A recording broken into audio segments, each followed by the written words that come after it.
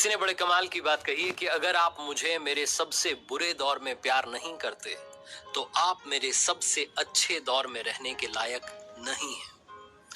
नमस्ते दोस्तों, मैं हूं आरजे कार्तिक। एक बार एक शिकारी जंगल में पहुंचा।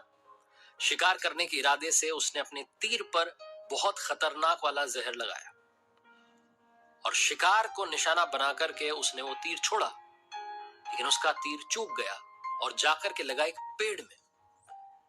एक हरा भरा पेड़, बड़ा सा पेड़ जिसमें बहुत सारे तोते रहते थे। वो जो तीर था वो जाकर के जब उस पेड़ के तने में लगा तो धीरे धीरे वो पेड़ सूखने लगा। उस पेड़ में जितने तोते रहते थे एक एक करके सब छोड़ के जाने लगे। उस बड़े से पेड़ की कोटर में एक बहुत बूढ़ा तोता रहता था जो धर्मात्मा था, बड़े अच्छे मन का था। वो जो तोता था वो उस पेड़ को छोड़ने के लिए तैयार नहीं था। वो जाता था अपना दाना लेके, वापस आकर के वहीं बैठ जाता था, रहता वहीं था। उसके जो साथी थे तोते, उन्होंने आकर के समझाया कई बार कि चलो यहाँ क्या रखा है, तो खत्म होने वाला है, गिर जाएगा किसी भी दिन। लेकिन वो जो तोता था, वो बूढ़ा तोता जाने को तैयार नहीं था। ये बात देवराजेंद्र तक पहुंची कि ऐसा एक तोता है जो एक पेड़ में जो सूखने को आया है, जिस पर जहरीला तीर लग चुका है, जो खत्म होने का है, उसमें रह रहा है। दाना लेके आता है, वापस वहीं रहता है, छोड़ नहीं रहा है, जबकि उस जंगल में बहुत सारे पेड़ हैं। देवराजेंद्र प्रकट हुए और तोते से कहने लगे, बूढ़े तोते से, कि आप बहुत धर्मात्मा हैं, बहुत अच्छे मन के हैं, लेकिन अब चले जाइए। वहां तालाब के पास में बड़े बड़े पेड़ हैं, हरे भरे हैं, उनके कोटर भी बड़े बड़े हैं, उन पेड़ों पर फल भी लगे हैं। आपको कहीं जाना ही नहीं पड़ेगा, आपका काम आराम से हो जाएगा। आप दाना खाएं, फल खाएं, जो खाना है खाएं, यहां से चले जाएं।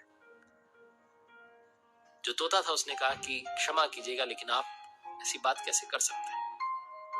इस पेड़ ने मुझे जीवन दिया, शिकारियों से मेरी रक्षा की, मेरी जान बचाई, हर मौसम में मेरे साथ रहा। ये कोटर मेरा घर है। इस पेड़ को छोड़ करके कैसे जा सकता हूं जिस पर मैं पला बढ़ा हूं? आज इस पर संकट आया तो क्या मैं इसे छोड़ करके चला जाऊं? ऐसा कभी नहीं कर सकता। देवराजेंद्र जो थे वो प्रसन्न हुए तोते की इस बात से कि कितनी खूबसूरत बात कही है। उन्होंने कहा कि मांगो, आपको क्या मांगना है? उस बूढ़े तोते ने कहा कि बस इतना ही मांगना है कि जिस पेड़ ने मुझे जन्म दिया, जहां मैं रहा, पला बढ़ा, जो मेरी जन्मभूमि कह सकते हो आप, इसे वापस वैसा ही कर दो जैसा था।